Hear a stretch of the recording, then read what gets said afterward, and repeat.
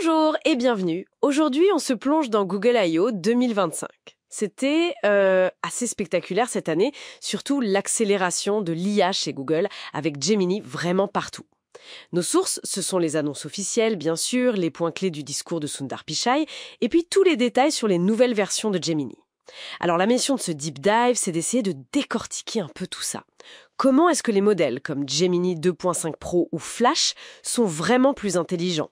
Et surtout, comment ça va changer les outils qu'on utilise tous les jours? C'est ce passage de la recherche à la réalité, comme ils disent. Oui, et ce qui frappe d'emblée, c'est vraiment la cadence.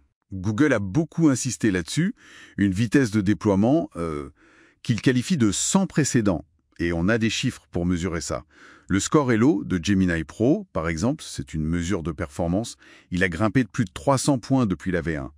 Et surtout, Gemini 2.5 Pro, il est maintenant numéro 1 sur LM Arena. C'est un classement indépendant, assez respecté pour comparer les grands modèles. Et derrière tout ça, y a l'infrastructure. Les nouveaux TPU, 7e génération, nom de code Ironwood, annoncés comme 10 fois plus performants. D'accord, alors parlons-en de ce Gemini 2.5 Pro, donc le plus intelligent, leader sur LM Arena, et apparemment très bon en codage aussi, sur WebDev Arena. Et il garde cette fameuse fenêtre de contexte d'1 million de jetons. Qu'est-ce que ça veut dire concrètement, 1 million de jetons? C'est énorme, non? C'est énorme, oui. En gros, ça veut dire qu'il peut ingérer et comprendre une quantité massive d'infos d'un coup. Pensez à l'équivalent de 1500 pages de texte, ou 1 heure de vidéo, ou des dizaines de milliers de lignes de code. Du coup, ça ouvre des portes pour analyser des projets très complexes, résumer de très longues discussions. C'est assez puissant.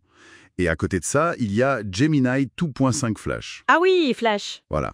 C'est la version plus légère, optimisée pour la vitesse et le coût. Elle a été améliorée aussi. Et c'est elle, maintenant, le modèle par défaut dans l'appli de Gemini.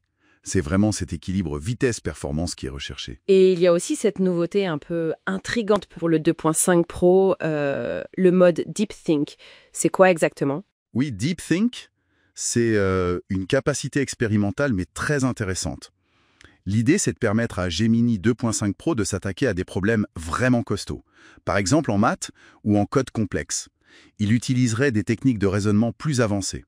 Plutôt que de donner juste une réponse directe, il pourrait décomposer le problème, explorer différentes pistes. Un peu comme un expert humain, quoi.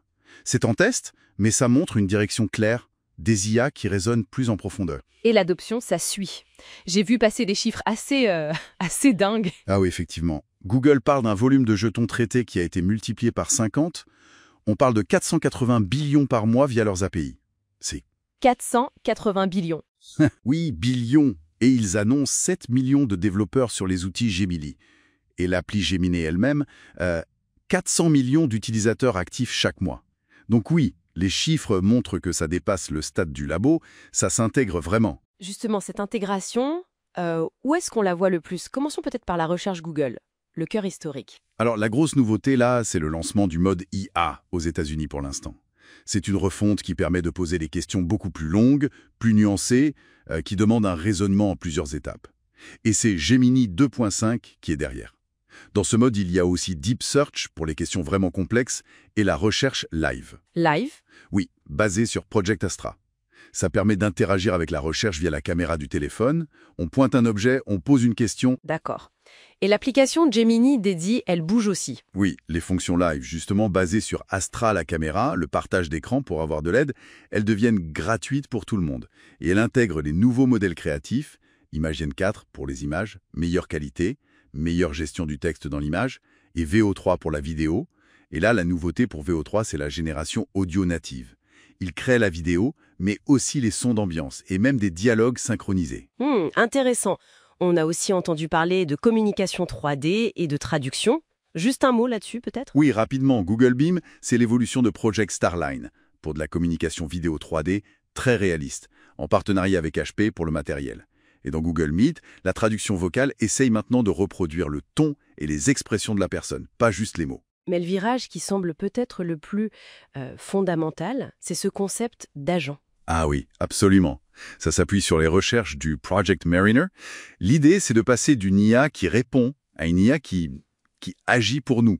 Ils annoncent un mode agent dans l'appli Gemini. Concrètement, ça donnerait quoi? On pourrait lui demander des tâches complexes, genre « Trouve-moi un appart à Lyon avec tel budget, tel quartier et organise des visites ». Et l'IA irait interagir avec différents services pour le faire. Waouh! Et ça se combine avec cette idée de contexte personnel, c'est ça? Exactement. Pour que ces agents soient efficaces, il faut qu'ils comprennent notre situation. Donc l'idée, c'est que Gemini, si on donne l'autorisation explicite, puisse piocher des infos pertinentes dans nos autres apps Google, Gmail, l'agenda, Drive, pour personnaliser ses réponses et ses actions. D'accord. C'est là que le potentiel est énorme. Mais aussi où les questions de contrôle, de vie privée, deviennent centrales, évidemment. Bon, alors si on essaye de résumer un peu ce deep dive, on a une IA Gemini 2.5 plus rapide, plus performante, qui s'intègre un peu partout, recherche, l'appli, Meet. On a des outils créatifs et de communication plus immersifs, Imagine 4, VO3, BIM, et surtout, on voit cette direction vers des agents IA capables d'agir, nourris par notre contexte perso. Le fameux de la recherche à la réalité semble bien lancé. Tout à fait. Et Google, en parallèle, insiste beaucoup sur la sécurité et la responsabilité. Ils ont parlé de protection contre les injections de requêtes, et ils continuent d'utiliser SyncTID, leur techno, pour marquer les contenus générés par IA, texte, images, vidéos, de manière invisible.